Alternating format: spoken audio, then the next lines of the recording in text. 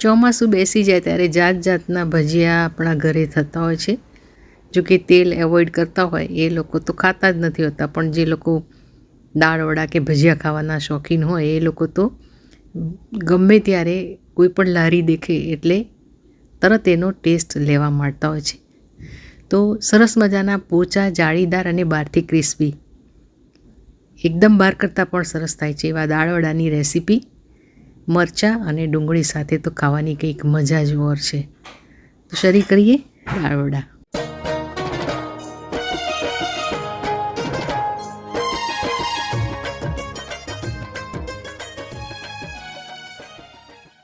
નમસ્તે મિત્રો, કેમ છો? માયાદીપક 22 યુટ્યુબ ચેનલમાં આપ સૌનું સ્વાગત છે. આપ સૌ મારી સાથે સરસ રીતે જોડાઈ રહ્યા છો અને ખૂબ આનંદ છે.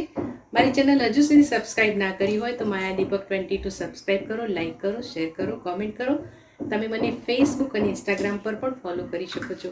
જો તમે ફેસબુક પરથી જોઈ રહ્યા હો તો કોમેન્ટ કરો અને શેર કરો.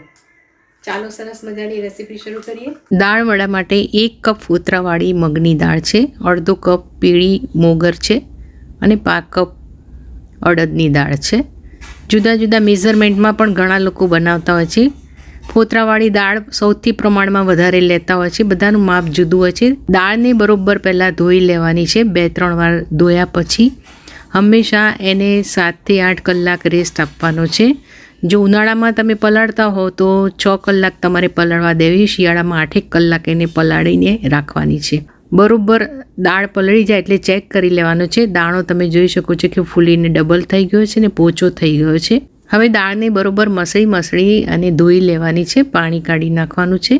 3-4 વાર ફોતરા જે લીલી દાળના હતા એને મસળીને કાઢી લેવાના છે.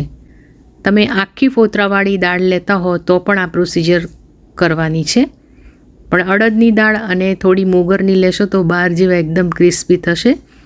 આવી રીતે પાણી હું કાઢી લઉં છું.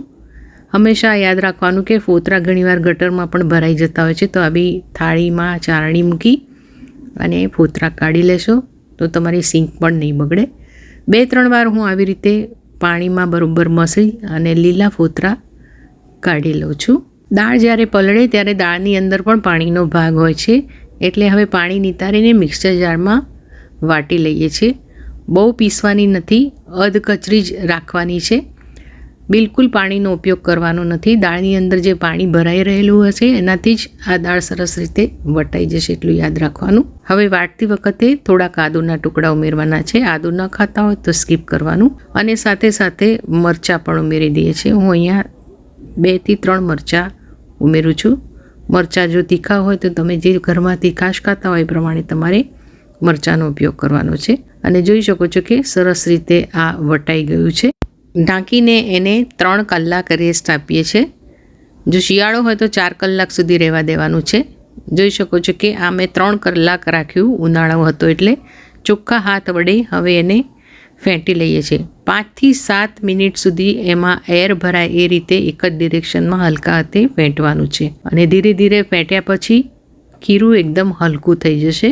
તમે જોઈ શકો છો કે આ ફેંટ્યા વગરનું ખીરું છે અને ફેંટેલા ખીરાનો કલર પણ ચેન્જ થઈ જાય છે. હવે એમાં લગભગ 1 કપ જેટલી કોથમીર ઉમેરીએ છીએ.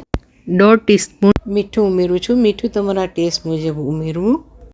જોઈ શકો છો કે એકદમ ફ્લફી આ ખીરું થઈ ગયું છે, જેનાથી તમારા દાળવડા અંદરથી એકદમ જાળીદાર અને સોફ્ટ બનશે અને બહારથી સરસ ક્રિસ્પી થશે. ડુંગળીને મેં એવી રીતે કાપી લીધી છે. તમે પ્લેન ડુંગળી પણ ખાઈ શકો છો. થોડું લીંબુ, મીઠું અને થોડુંક સંચળ પાવડર, સાથે સાથે 1 ચમચી મરચું, આટલું નાખીને તમે ડુંગળી બનાવશો તો એકદમ ચટપટી લાગશે અને દાળવડા સાથે ખાવાની બહુ જ મજા આવશે. ટ્રાય કરી જોજો. પ્લેન પણ ખાઈ શકો છો. તેલ આવી ગયું છે, ચેક કરી લેવાનું છે. મીડિયમ તાપે દાળવડાને તળવાના છે. એક રીતે સરસ રીતે ઉતારી લઈએ છીએ. જોઈ શકો છો કે તરત જ ઉપર આવી જાય છે.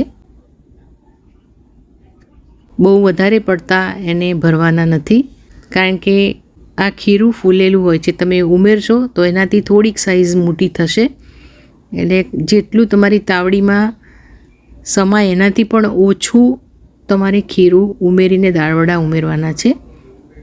એ ફૂલશે અને ફૂલવાની જગ્યા પણ રાખવાની છે આજુબાજુ. જોઈ શકો છો કે કેટલી બધી જગ્યા મેં રાખી છે. અને એકવાર એને એક સાઈડ થવા દેવાના છે 1 મિનિટ સુધી. ત્યાં સુધી એને ટચ કરવાના નથી. ત્યારબાદ ઝારાની મદદથી એને ઊંધા કરી દેવાના છે, જેથી કરીને 2 સાઈડ સરસ રીતે ચડી જાય. જે લોકો નવા શીખતા હોય એના માટે આ ટિપ્સ છે.